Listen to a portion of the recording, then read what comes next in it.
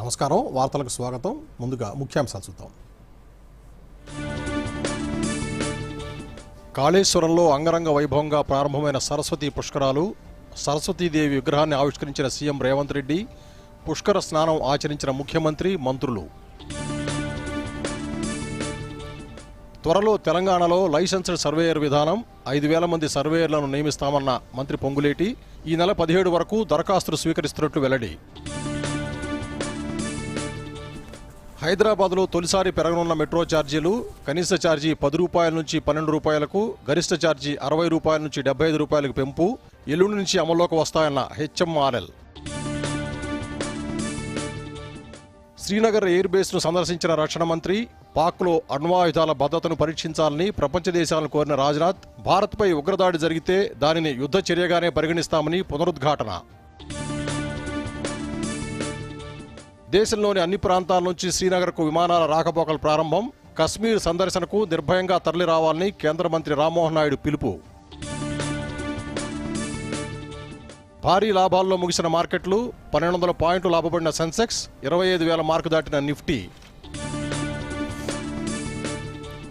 ఐపీఎల్కు విదేశీ ఆటగాళ్లు కొనసాగడంపై తొలగిన సందిగ్ధత. తమ ఆటగాళ్లు మ్యాచ్ల్లో పాల్గొంటారని ప్రకటించిన సౌత్ ఆఫ్రికా. వివరాలు చూస్తే, జయశంకర్ భూపాలపల్లి జిల్లా కాళేశ్వరంలో ఈరోజు లాంఛనంగా ప్రారంభమైన సరస్వతీ నది పుష్కరాలకు ముఖ్యమంత్రి రేవంత్ రెడ్డి హాజరయ్యారు.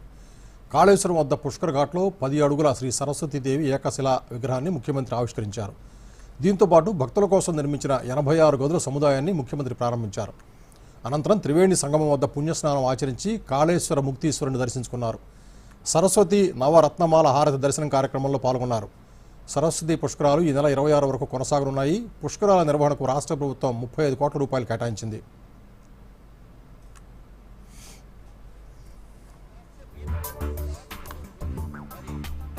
చల్లని చూపులు అందరికీ ఆచార్య సంవిధానంద సరస్వతి మహారాజ స్వామి పుష్కరోత్సవంలో, అలాగే స్పెషల్ డ్రైవ్ లో కార్యక్రమాలు చేపడుతోంది ఎండోమెంట్. కాంక్షతో సాగుతున్న గౌరవనీయులైన ముఖ్యమంత్రి వర్యులు కొంటున్న పెద్దలు, ఐటీ శాఖ మంత్రులు.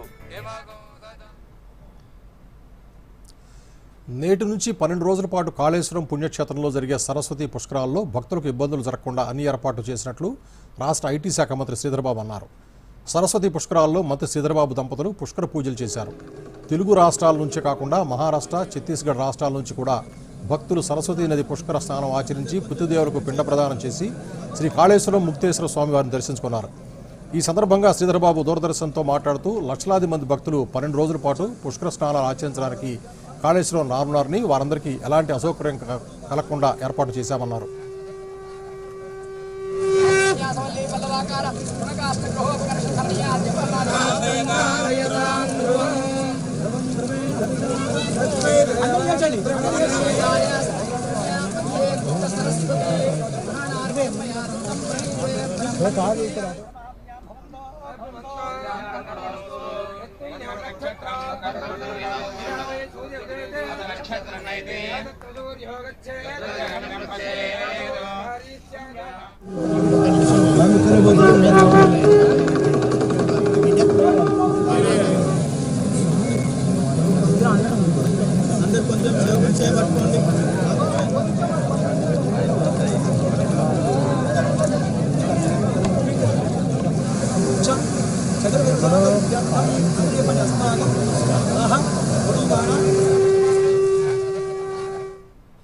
కాళేశ్వరంలో గోదావరి ప్రాణహిత సరస్వతీ నది అంతర్వాహినిగా ప్రవహించే ఈ ప్రాంతంలో సరస్వతి పుష్కరాలు నిర్వహించబడతా ఉంది. రాష్ట్ర ప్రభుత్వం తరఫున అనేక మంది భక్తులు ఈ ప్రాంతానికి రావడానికి ఆస్కారం ఉంది. వేలాది మంది రావడానికి ఆస్కారం ఉన్న తరుణంలో అన్ని సౌకర్యాలు కల్పించి భక్త సోదరులకు ఎక్కడ ఇబ్బంది రాకుండా ఉండే ఓ కార్యాచరణ తీసుకొని ఈరోజు దేవాదాయ శాఖ, రెవెన్యూ, పోలీసు, ఇతర యంత్రాంగం అంతా కూడా దీంట్లో నిమగ్నమై ఎవరికి కూడా ఇబ్బంది లేకుండా ఉండే ఓ ప్రయత్నం చేస్తూ ఉన్నాం.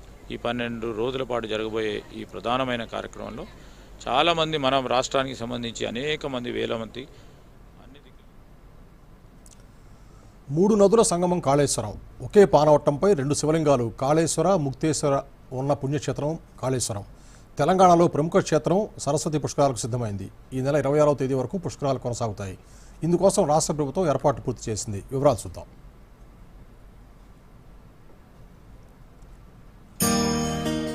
తెలంగాణ ఏర్పాటైన తర్వాత రాష్ట్రంలో తొలిసారి సరస్వతీ నది పుష్కరాలు జరుగుతున్నాయి. గతంలో 2013లో సరస్వతి పుష్కరాలు నిర్వహించారు. బృహస్పతి మిథున రాశిలో ప్రవేశించడంతో సరస్వతి నదికి పుష్కరాలు నిర్వహిస్తుంటారు. ప్రస్తుతం సరస్వతి పుష్కరాల్ని దేశంలో 4 చోట్ల నిర్వహిస్తున్నారు. అందులో ఉత్తరాదిలో 4 ప్రాంతాలుండగా దక్షిణాదిలో కాళేశ్వరం ఒక్కటే. నది పుట్టిన చోటుగా పరిగణించే ఉత్తరాఖండ్లోని బద్రీనాథ్, ఉత్తరప్రదేశ్లోని గంగా, యమున, సరస్వతీ నదుల సంగమ స్థానంగా భావించే ప్రయాగ్రాజ్, గుజరాత్లోని సోమనాథ్, రాజస్థాన్లోని పుష్కర్లో ఈ మహాక్రతువు నిర్వహిస్తున్నారు. ఈసారి పుష్కరాల కోసం జయశంకర్ భూపాలపల్లి జిల్లా కాళేశ్వరంలో ఏర్పాట్లు చేశారు. భక్తులకు మౌలిక వసతులు కల్పించేందుకు ప్రభుత్వం 35 కోట్ల రూపాయలతో శాశ్వత నిర్మాణాలను చేపట్టింది. నది ఒడ్డున 10 అడుగుల సరస్వతి విగ్రహం, అరచేతుల్లో తాళపత్ర గ్రంథాల నిర్మాణం ఈ పుష్కరాల్లో ప్రత్యేక ఆకర్షణగా నిలవనుంది. కోటి ఖర్చుతో సరస్వతి విగ్రహాన్ని తమిళనాడులోని మహాబలిపురంలో తయారు చేసి తీసుకొచ్చారు.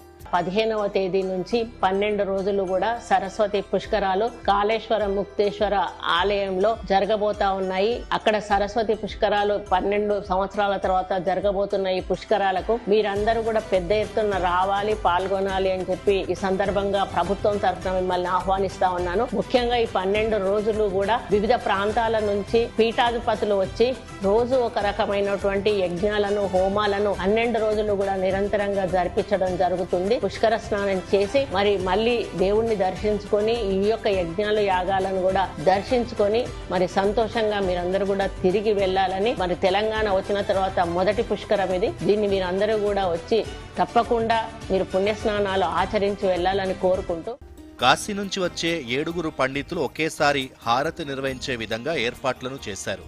సరస్వతి పుష్కరాల్లో నిత్యం ఒకరు చొప్పున 7 పీఠాధిపతులు రానుండగా వారికి ప్రత్యేక విడిది సిద్ధం చేశారు. త్రివేణి అతిథి గృహాన్ని సర్వాంగ సుందరంగా తీర్చిదిద్దారు. భక్తులు సేద తీరేందుకు చలువ పందిళ్లు కూడా సిద్ధం చేశారు. ఆలయ ప్రాంగణంలో యాగాలు నిర్వహించేలా నిర్మాణాలు చేపట్టారు.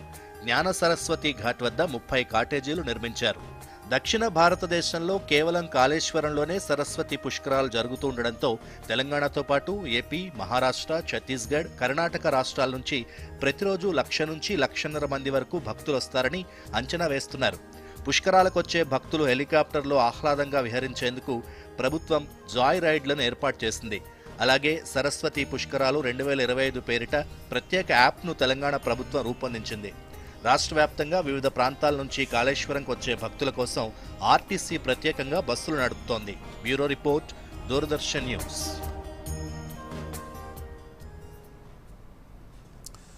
తొలిసారిగా హైదరాబాద్ మెట్రో రైలు ఛార్జీలు పెరగనున్నాయి.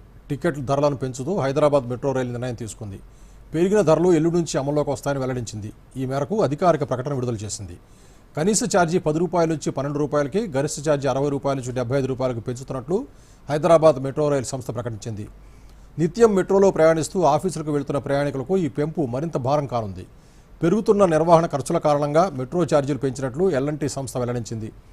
కోవిడ్ మహమ్మారి కారణంగా గతంలో ప్రయాణికుల సంఖ్య తగ్గడంతో మెట్రో నష్టాలు ఎదుర్కోవాల్సి వచ్చిందని గతంలోనే మెట్రో అధికారులు వెల్లడించారు.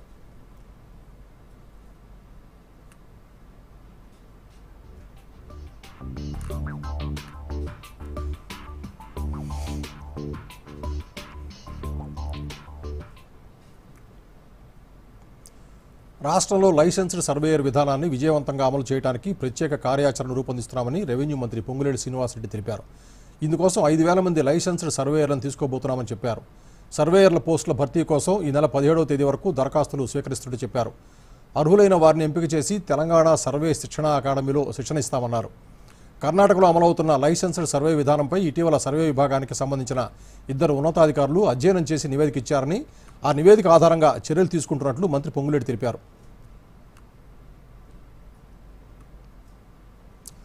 నిన్న వరంగల్ జిల్లాలో సందడి చేసిన మిస్ వరల్డ్ పోటీదారులు ఈరోజు యాదగిరిగుట్ట, భూదాన్ పోచంపల్లిని సందర్శిస్తున్నారు. వీరు 2 బృందాలుగా హైదరాబాద్ నుంచి బయలుదేరి వెళ్లారు. ఒక బృందం పర్యాటక గ్రామం యాదాద్రి భువనగిరి జిల్లా భూదాన్ పోచంపల్లికి వెళ్ళింది. ఆఫ్రికా ఖండానికి చెందిన 25 దేశాలకు చెందిన ప్రతినిధులు ఈ బృందంలో ఉన్నారు. రెండో బృందం యాదగిరిగుట్ట ఆలయాన్ని సందర్శిస్తుంది. కరేబియన్ దీవులకు చెందిన 10 దేశాల ప్రతినిధులు ఇందులో ఉంటారని పర్యాటక శాఖ వర్గాలు వెల్లడించాయి.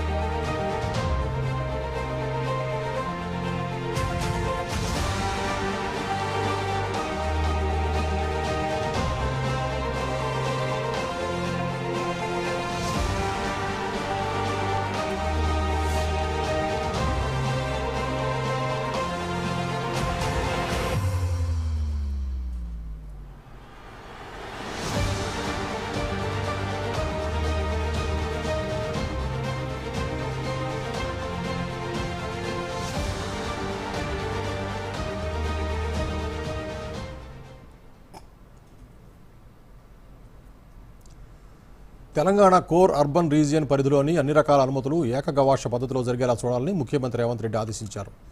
దరఖాస్తు కోసం ప్రజలు కార్యాలయాల చుట్టూ తిరిగే విధానానికి స్వస్తి పలకాలన్నారు. కోర్ అర్బన్ రీజియన్ పరిధిలో పౌర సేవలు అనుమతులపై ఆయన సచివాలయంలో అధికారులతో సమీక్షించారు. ఓఆర్ఆర్ పరిధిలోని ప్రాంతాన్ని తెలంగాణ కోర్ అర్బన్ రీజియన్గా ప్రభుత్వం ఇదివరకే గుర్తించింది. ఈ సమీక్ష సమావేశంలో పౌర సేవలకు సంబంధించిన అంశాలపై చర్చించారు. నిర్మాణాలు, ఇతర సదుపాయాలకు అనుమతుల ప్రక్రియను సులభతరం చేయాలని రెవెన్యూ, పురపాలక, జలవనరులు, నీటి సరఫరా, మురుగునీటి పారుదల, పోలీస్, అగ్నిమాపక, విద్యుత్ శాఖల్లో అన్ని రకాల సేవలను ఏకగవాక్ష విధానంలో అనుమతించాలని ముఖ్యమంత్రి సూచించారు. ఆయా శాఖలకు చెల్లించే బిల్లులు కూడా ఒకే దగ్గర ఉండాలని ఆదేశించారు.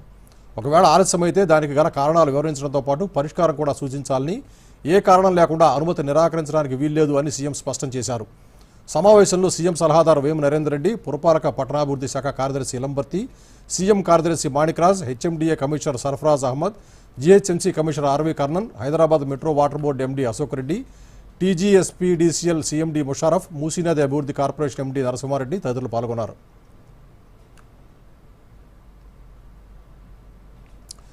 బాధ్యతారాహిత్యంగా ఉండే పాకిస్తాన్ వద్ద ఉన్న అణ్వాయుధాలు భద్రంగా ఉన్నాయా అని కేంద్ర రక్షణ మంత్రి రాజ్నాథ్ సింగ్ ప్రపంచ దేశాలను ప్రశ్నించారు. జమ్మూ కాశ్మీర్లో పర్యటించిన రాజ్నాథ్ సింగ్ అక్కడి సైనికులతో ముచ్చటించారు. పెహల్గాం ఉగ్రదాడి మృతులకు నివాళులర్పించిన రక్షణ మంత్రి టెర్రరిస్టులతో పోరాడి ప్రాణత్యాగాలు చేసిన జవాన్లకు శిరస్సు వంచి నివాళులర్పిస్తున్నట్టు చెప్పారు. ఆపరేషన్ సింధూర్ అనేది కేవలం ఒక పేరు మాత్రమే కాదని అదొక కమిట్మెంట్ అన్నారు. భారత్పై ఉగ్రదాడి జరిగితే దాన్ని యుద్ధచర్యగానే పరిగణిస్తామని మరోమారు హెచ్చరించారు. అనంతరం శ్రీనగర్ ఎయిర్ బేస్ను సందర్శించిన సందర్భంగా రాజ్నాథ్ సింగ్ పాకిస్తాన్ ఉద్దేశించి కీలక వ్యాఖ్యలు చేశారు. దాయాది వద్ద ఉన్న అణ్వాయుధాలు భద్రంగా ఉన్నాయా అని ప్రశ్నించిన కేంద్ర మంత్రి పాక్ వద్ద ఉన్న అణ్వాయుధాలను అంతర్జాతీయ అణుశక్తి సంస్థ పర్యవేక్షించాలని డిమాండ్ చేశారు.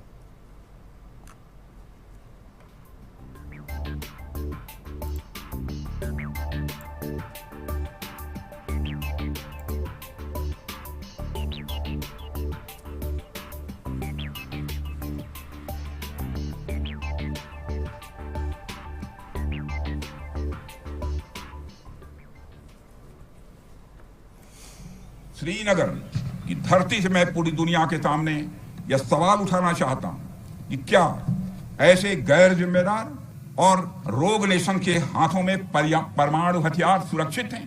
मैं दुनिया के सामने यह सवाल खड़ा करना चाहता हूं। मैं मानता हूं पाकिस्तान के एटमी हथियारों को IAEA international atomic energy agency की निगरानी में लिया जाना चाहिए। मैं यह कहना चाहूंगा और साफ तौर पर कहना चाहूंगा, साथियों, हमारी सेनाओं, हमारी सीमाओं पर अपनी मातृभूमि की रक्षा के लिए जिस तरह से आप सभी बिना रुके, बिना थके दिन रात लगे रहते हैं, वह अपने आप में अद्भुत है और अद्वितीय भी है। आपकी यही बातें हम सब भारतीयों के लिए मार्गदर्शक का कार्य करती हैं। ఇప్పుడు ప్రకటనలు. ముద్దు కొత్త కర్గల చికెన్ అవకాశమా? వావ్, నాన్నకి సర్ప్రైజ్ ఇస్తాను. కొన్ని డీటెయిల్స్ కదా నింపాల్సింది. ఆగు మొద్దు. ఏంటి? ఇలాంటి పాపప్స్ పట్ల అప్రమత్తంగా ఉండాలి. స్కామర్స్ పర్సనల్ డీటెయిల్స్ తో మోసం చేయవచ్చు. ఓ, నీకు అర్థమైంది కదా. రిలాక్స్. కానీ కార్గిల చికెన్ ఉంటే నాన్న హోంవర్క్ చేయమని వారు కాదు. ఆర్బీఐ అంటుంది స్మార్ట్ అవ్వండి, కూల్ గా ఉండండి.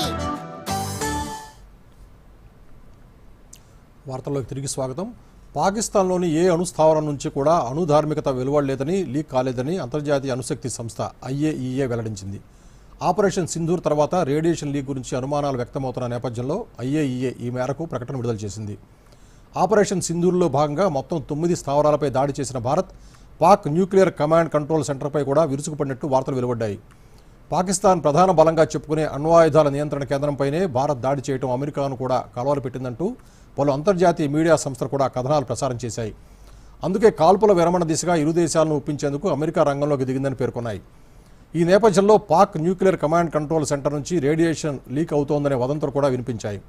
దీంతో అణుధార్మికత ఏదీ విడుదల కావటం లేదని, తమకు అందుబాటులో ఉన్న సమాచారం మేరకు అటువంటి పరిస్థితి ఏదీ లేదని IAEA తెలిపింది. కశ్మీర్ లోయను సందర్శించడానికి పర్యాటకులు నిర్భయంగా రావాలని కేంద్ర పౌర విమానయాన మంత్రి రామ్మోహన్ నాయుడు పిలుపునిచ్చారు. జమ్మూ కాశ్మీర్లో పర్యటించిన కేంద్ర మంత్రి శ్రీనగర్కు విమానాల రాకపోకలను పునరుద్ధరించినట్లు మంత్రి ప్రకటించారు.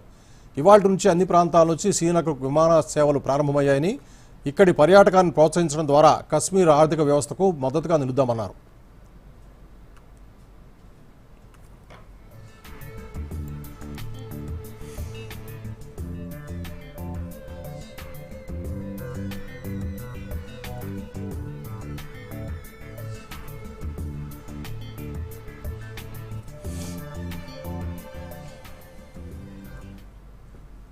तारीख जो है आज से हम पूरी तरह से सारे शेड्यूल्स ओपन कर दिए हैं। दिल्ली हो, बम्बई हो, बाकी देश के ऑल ओवर कंट्री जितने भी कनेक्शंस पहले थे करीब वही कनेक्शन सारे रीइंस्टॉल करके सब वापस चलने लगे हैं। पूरा 100% ऑक्यूपेंसी था और बाकी जो पैसेंजर से भी हम बात कर रहे थे एयरपोर्ट में भी जो इंफॉर्मेशन जानकारी हमने ली तो काफ़ी फुल जा रहे हैं आजकल फ्लाइट्स जो आने के हैं यहाँ से जाने के हैं, तो वो एक अच्छी चीज़ है कि वापस नॉर्मलसी आने के लिए हम एक मेट्रिक देख सकते हैं कि सिविल एविएशन कैसे काम कर रहा है। तो उसके लिए एक खुशी की बात है, वो आप सबसे भी शेयर कर रहे हैं। तो हमने एक और बात भी थी कि आए एयरपोर्ट देखा, एयरपोर्ट पे ऑपरेशन सब कुछ एकदम नॉर्मल चल रहा है और पूरी साज के साथ वहाँ पे लोग भी काम करने జమ్మూ కాశ్మీర్లోని అవంతిపోరా నాదర్ ప్రాంతంలో భద్రతా బలగాలతో జరిగిన ఎదురుకాల్పుల్లో 3 ఉగ్రవాదులు హతమయ్యారు. ఈ విషయాన్ని భారత సైన్యం ప్రకటించింది.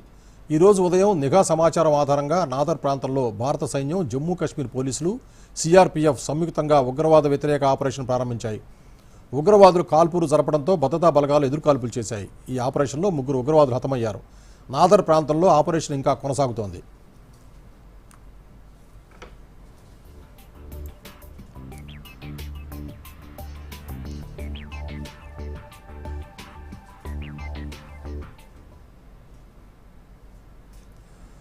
ఫీజు రీయింబర్స్మెంట్ బకాయిలను తక్షణమే చెల్లించాలని తెలంగాణ ప్రభుత్వాన్ని కేంద్ర మంత్రి బండి సంజయ్ డిమాండ్ చేశారు. ఈ మేరకు సీఎం రేవంత్ రెడ్డికి ఆయన లేఖ రాశారు. ప్రభుత్వ నిర్లక్ష్యంతో 8,000 కోట్ల రూపాయల బకాయిలు పెరిగిపోయాయని, బకాయిలు చెల్లించకపోవడంతో ప్రైవేటు కళాశాలలు దిక్కుతోచని స్థితిలో ఉన్నాయని లేఖలో పేర్కొన్నారు. ఇప్పటికే అనేక డిగ్రీ, ఇంజనీరింగ్ కళాశాలలు మూతపడ్డాయని, కొన్ని కాలేజీలు ఫీజులు చెల్లించనిదే విద్యార్థులకు సర్టిఫికెట్లు ఇవ్వట్లేదన్నారు. తక్షణమే ప్రభుత్వం స్పందించి ఫీజు రీయింబర్స్మెంట్ బకాయిలు చెల్లించాలని లేఖలో పేర్కొన్నారు.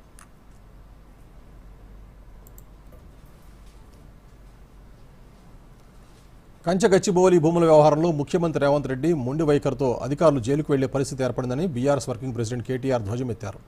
కంచగచ్చిబౌలి భూముల కేసు విచారణ సందర్భంగా సుప్రీంకోర్టు తెలంగాణ అధికారులపై ఆగ్రహం వ్యక్తం చేస్తూ అధికారులు జైలుకు వెళ్లాల్సి ఉంటుందంటూ చేసిన వ్యాఖ్యలపై కేటీఆర్ స్పందించారు. ఇక్కడ పర్యావరణ విధ్వంసానికి తాను బాధ్యుడిని కాదంటూ రేవంత్ రెడ్డి తప్పించుకునే అవకాశం లేదన్నారు. సీఎం దుష్ప్రవర్తనతో తెలంగాణ ప్రభుత్వ అధికారులను సుప్రీంకోర్టు హెచ్చరించిందన్నారు. కంచగచ్చిబౌలి భూములను అమ్మి 10,000 కోట్ల రూపాయల కుంభకోణానికి ప్రయత్నించడం ముమ్మాటికి అవినీతి, నమ్మక ద్రోహమేనని, సెలవు దినాల్లో బుల్డోజర్లు పంపి అడవులను ధ్వంసం చేయడం ముమ్మాటికి పర్యావరణ చట్టాల ఉల్లంఘనేనని కేటీఆర్ పేర్కొన్నారు. భద్రాద్రి కొత్తగూడెం జిల్లా కొత్తగూడెం నియోజకవర్గంలో పలు అభివృద్ధి పనులకు ఎమ్మెల్యే కూనంనేని సాంబశివరావు శంకుస్థాపన చేశారు. ఇటీవల మంజూరైన 9,50,00,000 నిధులతో పాల్వంచలో రోడ్లు, డ్రైనేజీలకు శంకుస్థాపన చేశారు. అనంతరం పలు కాలనీల్లో ఎండలో పర్యటించి ప్రజల సమస్యలను అడిగి తెలుసుకున్నారు. కొత్తగూడెం, పాల్వంచ మున్సిపాలిటీలను కార్పొరేషన్గా ఏర్పాటు చేస్తూ ప్రభుత్వం తీసుకున్న నిర్ణయంతో నియోజకవర్గం అభివృద్ధి పదంలో పయనిస్తుందని ఎమ్మెల్యే తెలిపారు. నియోజకవర్గంలో పలు అభివృద్ధి పనులు పెండింగ్లో ఉన్నాయని, వాటిని కూడా త్వరలోనే పూర్తి చేస్తామన్నారు.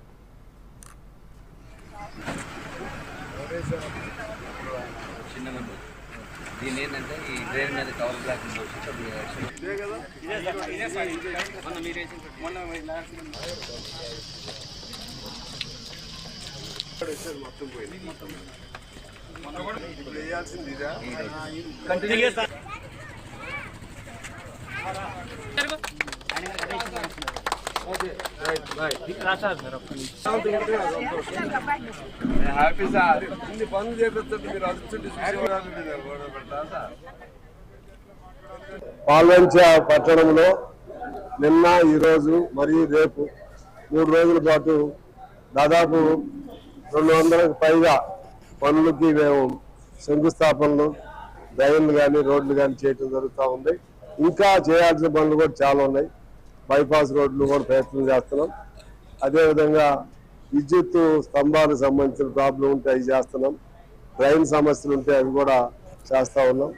ఇంకా సుమారు అంచనా వేసాం, ఇంకా 25-30 కోట్లు ఉంటే కానీ పాల్వంచలో ప్రతి రోడ్డు కూడా వేయడానికి అవకాశం ఉంటుంది. ఆ ఫండ్స్ కోసం కూడా ప్రయత్నం చేస్తూ ఉన్నాం. పెద్దపల్లి జిల్లా కలెక్టర్ కోయ శ్రీహర్ష సామాజిక సేవలో మరో అడుగు ముందుకు వేశారు. రామగుండం తబిత ఆశ్రమంలో పెరిగిన అనాథ బాలిక మానస వివాహాన్ని ఈ నెల 21న కలెక్టర్ ఘనంగా నిర్వహించనున్నారు. గత 16 సంవత్సరాలుగా తబిత ఆశ్రమంలో ఆశ్రయం పొందిన మానస డిగ్రీ పూర్తి చేసింది. ఆశ్రమ నిర్వాహకుడు వీరేందర్ జనగామ జిల్లా రఘునాథపల్లి గ్రామానికి చెందిన రాజేష్తో మానస వివాహాన్ని నిశ్చయించారు. మానసకు తల్లిదండ్రులు లేనందున బాధ్యతలు తీసుకున్న వీరేందర్ జిల్లా సంక్షేమ శాఖ అధికారి వేణుగోపాలరావు సహకారంతో కలెక్టర్ను సంప్రదించారు. వెంటనే స్పందించిన కలెక్టర్ కోయి శ్రీహర్ష వివాహ ఖర్చులు భరించడమే కాకుండా కలెక్టరేట్ ప్రాంగణంలోని ఆలయంలో పెళ్లి జరిపించాలని నిర్ణయించారు. ఈ వివాహానికి సంబంధించిన ఏర్పాట్లో జిల్లా అధికారులు నిమగ్నమయ్యారు. కలెక్టర్ పేరిట పెళ్లి పత్రిక ముద్రించగా జిల్లా సంక్షేమ అధికారి వేణుగోపాలరావు, అడిషనల్ కలెక్టర్ అరుణశ్రీ ఆహ్వానితులుగా వ్యవహరించున్నారు. పూర్తిగా ప్రభుత్వ అధికారుల సమక్షంలో జరగనున్న ఈ వివాహం అనాథ బాలిక మానసకు కొత్త జీవితాన్ని అందించనుంది.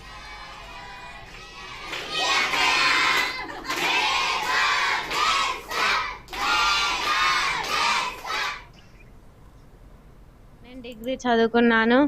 నేను చిన్నప్పటి నుండి ఈ ఆశ్రమంలోనే పెరిగినాను. అంకుల్ లాంటి వాళ్ళు తల్లిదండ్రుల కంటే ఎక్కువ మమ్మల్ని మంచిగా చూసుకుంటారు. ఏ కష్టం రాకుండా ఏమి రాకుండా మమ్మల్ని ఇంత పెద్ద చేసి ఇన్ని చదువులు చదివించి మమ్మల్ని ఎంతో ప్రేమగా చూసుకుంటున్నారు. అంకుల్ లాంటి వాళ్ళు మా కోసం ఎంతో కష్టపడుతున్నారు. ఈ నెల 21వ తారీఖు కూడా నా పెళ్లి నిశ్చయించారు. ఇంతమంది తల్లిదండ్రుల్ని వదిలి వెళ్ళడం, అలాగే ఇంతమంది ప్రేమగా నాతో ఆడుకుంటూ ఎంతో సంతోషంగా ఉన్న పిల్లల్ని వదిలి వెళ్ళడం ఎంతో బాధాకరంగా ఉన్నది. ఈ తబితాశ్రమం మొదలై 16 సంవత్సరాలు అవుతుంది. ఈ ఆశ్రమంలో ప్రస్తుతం 40 మంది చిన్నారులు ఆశ్రయం పొందుకుంటున్నారు. నక్క మానస అనే అమ్మాయి పెళ్లి కూడా తనకు 22 సంవత్సరాల వయసు, డిగ్రీ పూర్తి చేసుకొని ఉంది. కాబట్టి పెళ్లి చేయాలని నిర్ణయం తీసుకొని ఈ విషయాన్ని జిల్లా అధికారుల దృష్టికి తీసుకెళ్లడం జరిగింది. ఈ నెల 21వ తారీఖు మన జిల్లా కలెక్టర్ కోయ శ్రీహర్ష సార్ గారి ఆధ్వర్యంలో, డిడబ్ల్యూ సార్ వేణుగోపాల్ రావు గారి ఆధ్వర్యంలో మరి జిల్లా కలెక్టరేట్లో హైదరాబాద్ కోటి కేంద్రీయ సదన్లోని కేంద్ర సమాచార ప్రసార శాఖకు చెందిన సెంట్రల్ బ్యూరో ఆఫ్ కమ్యూనికేషన్ కవాడిగూడను సీజీఓ కాంప్లెక్స్కు తరలించారు. పత్రికా సమాచార కార్యాలయం అదనపు డైరెక్టర్ జనరల్ శృతి పాటిల్ నూతన కార్యాలయాన్ని ప్రారంభించారు. ప్రారంభోత్సవ కార్యక్రమంలో సమాచార ప్రసార శాఖకు చెందిన పలు మీడియా యూనిట్ల ఉన్నతాధికారులు, సిబ్బంది పాల్గొన్నారు. ఈ సందర్భంగా సిబిసి అధికారులు, సిబ్బందికి అందరూ శుభాకాంక్షలు తెలియజేశారు.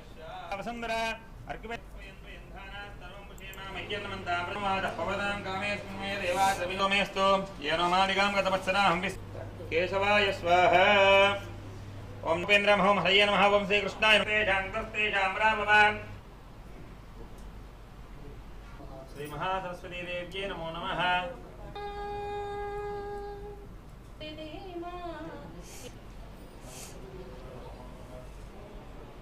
ఓం కుమారో భగవంతం పరమేశ్వరం మృతశమేత్యవాచకం తుజామసి. ఓం మహాసరస్వతి దేవతారాం భువనశ్చ విష్పతద్దేవకం సవితార మవిరమివాపం పరమేశ్వభూతం యత్పుండరీకం పురమజ్జదగ్రస్తం తత్రావిధహరం గగనం విశోగ తస్మిన్ యుతం.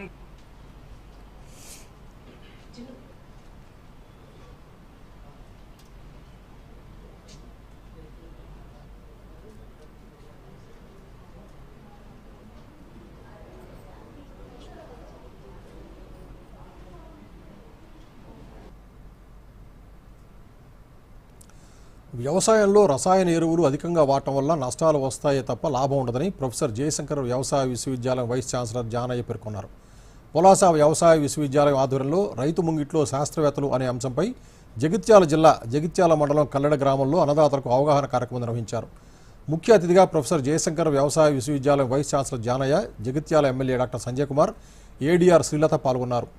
రైతులు అడిగిన సందేహాలకు శాస్త్రవేత్తలు సూచనలు, సలహాలిచ్చారు. అందరికీ నమస్కారం అండి. వేదికని అలాగే రసం పీల్చుకోవద్దు, వాటితో పాటు కానీ గింజ సైజు ఉన్న కాయలు ఆగిపోవడం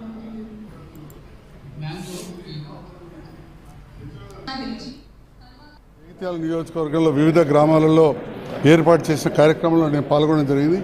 ప్రత్యక్షంగా రైతులు పాల్గొని వారికి ఉన్న సందేహాలను శాస్త్రవేత్తలను అడగడం జరుగుతోంది. అదేవిధంగా ఈ ప్రాంత శాస్త్రవేత్తలు, అదేవిధంగా వ్యవసాయ అధికారులు ఈ ప్రాంతంలోని రైతులు ఏ పంటలు అయితే వేసుకుంటారో వాటిపైన పూర్తి స్థాయిలో లాభదాయకంగా పంటలు పండాలంటే ఏ విధంగా ఉంటాయని చెప్పి ఏం చేయాలనే విషయంలో అవగాహన కల్పిస్తున్నారు. ఇంత మంచి గొప్ప కార్యక్రమాన్ని తెలంగాణ రాష్ట్రంలో రూపొందించడం అనేది మామూలు విషయం కాదు. ICR Indian council for agriculture research భారతదేశం అంతా కూడా ఇలాంటి కార్యక్రమాన్ని చేయాలని చెప్పి ఆలోచిస్తున్నాయని చెప్పి మా శాస్త్రవేత్తలు వ్యవసాయ అధికారులు చెప్తే చాలా సంతోషం అనిపించింది. రైతు ముంగిట్లో శాస్త్రవేత్తలు అనే ఈ కార్యక్రమాన్ని మే 5వ తారీఖు నాడు వ్యవసాయ విశ్వవిద్యాలయం వ్యవసాయ శాఖ సహకారంతో చేపట్టాము. ప్రతిరోజు దాదాపుగా 40 నుండి 50 గ్రామాల లెక్కన మొత్తం వచ్చే 6 వారాలలో 2 శాస్త్రవేత్తలు మరియు 2 నుంచి 3 విద్యార్థులతో ప్లస్ వ్యవసాయ శాఖ సిబ్బందితో కలిసి ఒక గ్రామాన్ని విజిట్ చేసి 6 అంశాల మీద రైతులకు అవగాహన కల్పించడం, అదేవిధంగా రైతులు ఇచ్చిన సూచనలు సందేహాలు వినటం, ఇది ఒక ప్రధాన ఉద్దేశం. ఇది ఖరీఫ్ సీజన్లో భాగంగా మేము చేస్తున్నాం. ఇవి 6 అంశాలు ఏదైతే ఈ రైతులకు అవగాహన కల్పించాలనుకుంటున్నామో, 1 యూరియా వాడకాన్ని బాగా తగ్గించాల్సిన అవసరం ఉన్నది. దాన్ని కనీసం వచ్చే 3 ఏళ్లలో 2 నుంచి 3 లక్షల మెట్రిక్ టన్నులు వాడకాన్ని తగ్గించాలి. దీని ద్వారా ఎంతో ఉపయోగం, నేల ఆరోగ్యం కావచ్చు, రైతుల దేశీయ స్టాక్ మార్కెట్ సూచీలు భారీ లాభాల్లో ముగిశాయి. అంతర్జాతీయ మార్కెట్ల నుంచి మిశ్రమ సంకేతాల నేపథ్యంలో ఉదయం నష్టాల్లో ట్రేడ్ అయిన సూచీలు మధ్యాహ్నం తర్వాత ఒక్కసారిగా దూసుకెళ్లాయి. ముఖ్యంగా Reliance, ICICI bank, HDFC bank, Bharti Airtel వంటి స్టాక్స్లో కొనుగోళ్ల మద్దతు సూచీలకు కలిసి వచ్చింది. Auto, metal, IT, financial stocks రాణించాయి. మిడ్ క్యాప్, స్మాల్ క్యాప్ సూచీలు స్వల్పంగా లాభపడ్డాయి. ఈ క్రమంలో ఓ దశలో సెన్సెక్స్ 85,000 దాటగా నిఫ్టీ 25,000 మార్క్ అందుకుంది. చివరికి 1200 పాయింట్ల లాభంతో సెన్సెక్స్ 82,530 పాయింట్ల వద్ద స్థిరపడింది. నిఫ్టీ కూడా 394 పాయింట్ల లాభంతో 25,061 పాయింట్ల వద్ద ముగిసింది. డాలర్తో రూపాయి మారకం విలువ 85.52గా ఉంది. సెన్సెక్స్ 30 సూచీలో ఇండస్ ఇండ్ బ్యాంక్ మినహా అన్ని షేర్లు లాభాల్లో ముగిశాయి. ఐపీఎల్కు తమ ఆటగాళ్లు అందుబాటులో ఉంటారని దక్షిణాఫ్రికా ప్రకటించింది. భారత్ పాకిస్తాన్ సరిహద్దుల్లో ఉద్రిక్తత కారణంగా ఐపీఎల్ వారం పాటు వాయిదా పడగా తిరిగి మే 17 నుంచి ప్రారంభం కానున్నాయి. ఈ నేపథ్యంలో మొదట దక్షిణాఫ్రికా క్రికెట్ బోర్డు తమ ఆటగాళ్లు ముందు చేసుకున్న ఒప్పందం ప్రకారం ఐపీఎల్కు మే 26 వరకు మాత్రమే అందుబాటులో ఉంటారని ప్రకటించారు. జూన్లో తాము ఆస్ట్రేలియాతో WTC ఫైనల్ ఆడాల్సి ఉన్న నేపథ్యంలో తమ ప్రథమ ప్రాధాన్యం ఐపీఎల్ కాదని చెప్పింది. కాగా తాజాగా తన నిర్ణయాన్ని మార్చుకున్న south Africa cricket board IPL ముగిసే వరకు తమ ఆటగాళ్లు అందుబాటులోనే ఉంటారని CSA డైరెక్టర్ ఎనోచ్ మీడియాకు తెలిపారు. నైరుతి రుతుపవనాలు చురుగ్గా ముందుకు వెళ్తున్నాయి. ఈ క్రమంలో రాష్ట్రంలో పలు జిల్లాల్లో భారీ నుంచి మోస్తరు వర్షాలు కురవనున్నాయి. ఉత్తర, దక్షిణ ద్రోణి ప్రభావంతో పాటు ఉపరితల ఆవర్తనాల ప్రభావంతో తెలంగాణలోని పలు జిల్లాల్లో రానున్న 3 రోజులు వర్షాలు పడతాయని వాతావరణ శాఖ తెలిపింది.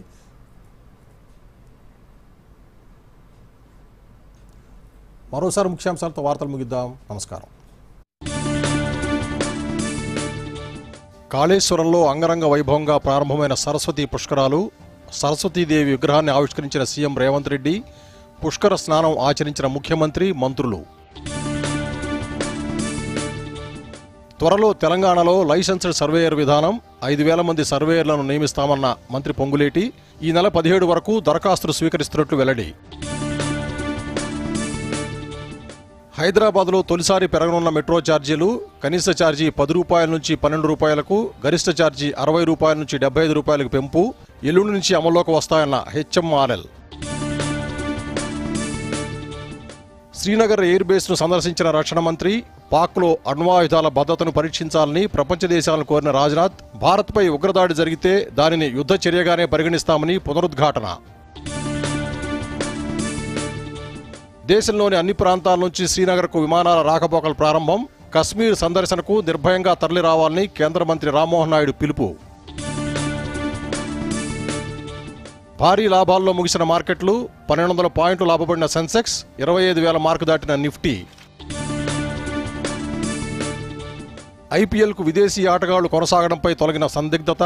తమ ఆటగాళ్లు మ్యాచ్ల్లో పాల్గొంటారని ప్రకటించిన సౌత్ ఆఫ్రికా. దూరదర్శన్ యాదగిరి వార్తలను ఇప్పుడు సోషల్ మీడియాలో కూడా చూడొచ్చు.